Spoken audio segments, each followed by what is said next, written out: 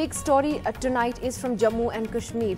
The last few days have seen some of the heaviest shelling on the border with Pakistan, the worst spell since 2016. 7 civilians and 5 soldiers have been killed in the last 5 days, and it's border villages that are suffering the most. Nazir Masoodi has the story. Gopal Das and his brother were returning from a temple when a mortar shell hit them yesterday evening at Kanachak village, the last village at the international border, 31 kilometers from Jammu. The 45-year-old died on the way to the hospital. His slippers, drenched in blood, were found in this narrow bylane. That's how his family got to know he had been hit by a shell. सारा गांव थर-थरा रहा है। ये border पे गोली सीधी आ रही गांव में और हम बहुत परेशान हैं। जी गवर्नमेंट कहती है हर बार बोलती है। I'm at police station Kanachak, which came under heavy shelling from Pakistan, and it's not far away from the border. It is very close to the border. Behind this tree line is Pakistani area, and we can see Pakistani posts from here. In the last 5 days, 7 civilians and 5 soldiers, 3 from the army, 2 from the BSF, have been killed and over 60 civilians have been injured. This is the worst spell of shelling since 2016, when 8 civilians were killed in Poonch. Last night, dozens of villages came under firing and hundreds had to be relocated to safer places. The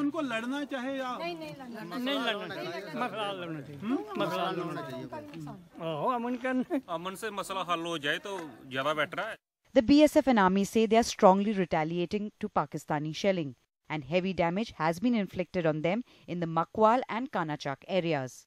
Everything is at stake: their lives, their property, their livestock, their houses. Nothing is safe.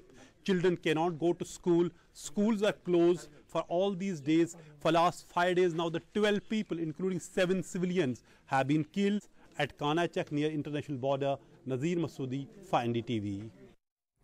Well, we have Ambassador K.C. Singh joining us here in the studio this evening. Jyoti Malhotra, consulting editor of the Indian Express, is with us. Musharraf Zaidi, columnist, joining us from Islamabad, and we'll go to the rest of our panel shortly. Ambassador K.C. Singh, what do you think has sparked off this latest round of heavy shelling? I mean, we know that the ceasefire is frankly pretty much non-existent and has been for a while, and intermittent incidents keep happening, but this has been particularly bad. What do you think has triggered it?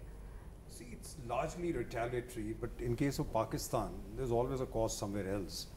You've got US putting pressure on them on their counterterrorism record. You've got a UN team coming there to see if they've done enough about Hafiz Saeed, because after all, he's a UN-listed international terrorist. You've got the attack in Kabul, and there's report that police chief of one of the provinces, as well as a high peace committee member, died in that.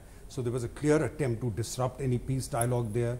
So it's a very defined Pakistan. They're trying to send a signal that, you know, we are not going to be intimidated either by US, etc. But the signals which talking to some sources which got the information from the US is confident that this is largely bluster. They need to go to IMF, and they would otherwise by now, considering that the aid has been blocked, they would have blocked the use of Karachi port for sending things to Afghanistan, which they haven't done. So they are not taking on US. But I think the next best is you start off the things with India. Well, it's interesting, you know, your interpretation of that, Jyoti. Another theory is that the army chief's press briefing last week, it really followed shortly after that, where he said that they would, you know, we would call out Pakistan's nuclear bluff and so on. Do you think it's linked to that, or more is what Ambassador K.C. Singh is saying, Pakistan essentially trying to say it's still relevant? I think Pakistan's location is everything. And the Pakistanis have said that if the Indians don't want to talk to us, they've tried very hard. And remember, Nidhi, this is the year that the SAARC summit was cancelled last year, and it will come up again this year. So if India doesn't go to the summit, again, it will be cancelled. But I think the Pakistanis are trying to show you, trying to show India, trying to show the world. They're making this India-US relationship, they're trying to sort of show the world that India and the US are coming much more closer together. Is that despite this gathering intimacy between India and the US, the Pakistanis are saying that we don't really need you, we have China. So I think it's interesting what the, one is that you have the border, which is very tense. and people are being killed on both sides of the border as well as the line of control. But it will be interesting over the next few weeks. On the one hand, you have these talks, these back-channel talks between and I the want two to talk NSAs. about that in some detail. I just wanted to get a view from Islamabad. And Musharraf, if you could tell us, I mean, how is this story playing out there? And, you know, the Pakistanis, of course, will say that it is the Indian side that started these ceasefire violations. Here we say the Pakistanis did it, but it's happening. So what seems to be the interpretation there about why it's escalated so much in the last few days?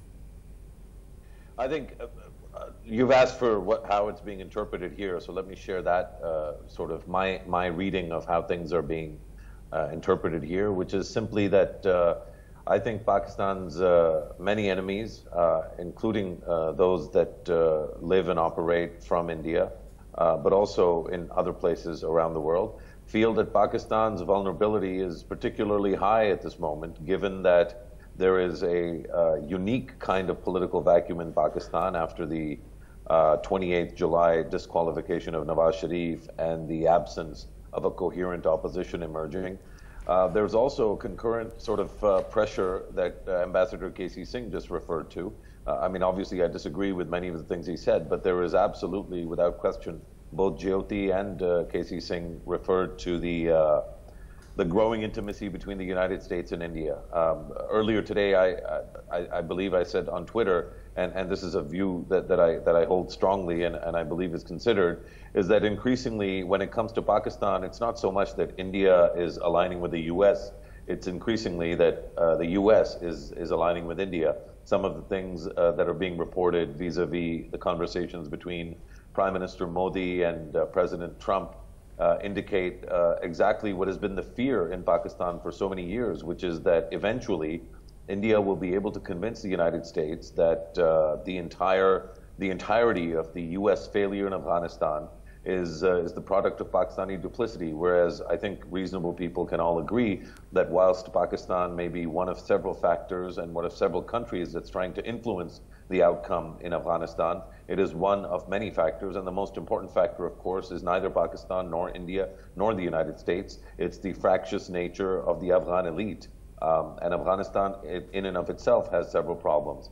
So I think, you know, if you take all these things together, there's definitely a sense that people are trying to take advantage of Pakistan's unique vulnerability at this moment. And of course, that's going to cause people to be drawn towards the narrative of the establishment, towards the idea that Pakistanis need to stand united right now in the face of this kind of aggression. Well, let me ask Ambassador K.C. Singh then, how does any of this square off with the two national security advisors having a secret meeting right after the whole fiasco with Jadhav happened in Pakistan? I mean, one doesn't understand. What are we doing? Are we trying to talk on one hand, then we're trying to pound each other and kill each other on the other? What's going on? And it's more than one meeting, as we discovered. But what was particularly significant was that the meeting took place a day after the episode in Pakistan where the Jadhav family was misbehaved with. Now the impression I get is that maybe the NSA channel was used to set up that meeting. It is possible, we have seen it in the past where Pakistan Army even cuts loose an ex-army officer. We saw in case of Mahmood Durrani over 26/11. If they find that he's gone too native with the other party or too soft on the other party. So the misbehavior in Islamabad does not gel with a meeting of the two NSAs the next day, because the two are, unless the two NSAs that set up a meeting. Are you saying the Pakistani NSA possibly wasn't authorized to have this meeting? No, it was authorized, but I think somewhere the Pakistan Army was sending a signal that you can talk to him. He may be a former army officer, but we call the shots. Yeah. I think Casey is absolutely right, Nidhi, that the Pakistani NSA, in a sense, the Pakistani Army chief is very clearly telling you that he is the one in command, he's in control, especially since Nawaz Sharif So talk to him as much as you want, but talk to him as much I'm as the you one who's going to call the and shots. by the, I think, and also there is some, you know, one of the things that they perhaps may have talked about, because we don't really know what they talked about, is that this firing and the shelling on the border must come down if the two countries must talk. And at the end of the day, that's what the Pakistanis want, is that for India to come back to the talks table, which the Modi government has resisted doing for the last couple of years. It's been now 2 years since the Pathankot attacks and nothing has happened. Well, we have General Depo Kapoor, the former Chief of Army Staff, also joining us this evening. And General Kapoor, Just to ask you about what really can be done to de-escalate things then. I mean, I know there are hotlines. Ultimately, it is the Kashmiris, the people from Jammu and Kashmir who live along these border areas who are suffering the most, and they don't have the best medical facilities either. There is pretty heavy shelling that is going on, and so we have to find a way to de-escalate this. And how do we do that? Nidhi, I think it is related to the kind of infiltration which is taking place, and therefore the kind of unrest which is being created within the Kashmir Valley. And as long as that continues to happen and the Pakistani army continues to keep calling the shots, there is bound to be a firm Indian response to any such activities. And to that extent, this ceasefire violations cycle will continue. And the only way out is for them to start stopping the infiltration and therefore leave the Kashmiris to decide their own fate in the future. Incidentally, this winter has been relatively more busy for the Indian Army than in the past. In fact, this winter has been quite active, but there is also a vacuum being created because of the security forces' actions. The leadership of the insurgency has suffered very severe blows, and that is also bothering the Pakistan army, and perhaps that's why they've tried to raise the tempo to continue. Otherwise, if things subside too much, then it doesn't suit them in the long run. So are you saying that things are actually possibly going to get worse before they get any better? I have served 3-4 tenures in Jammu and Kashmir, and I feel that only a firm response to whatever they do is the answer to resolving things. Of course, you are right that there have been a lot of civilian casualties, and these casualties are on both sides. But then we also need to ensure that we can take steps in terms of trying to protect our civilians, whether by evacuation or by creating additional defense works in those areas to protect them. But there has to be a stoppage to this infiltration and attempts at creating unrest in the valley before things will start getting peaceful.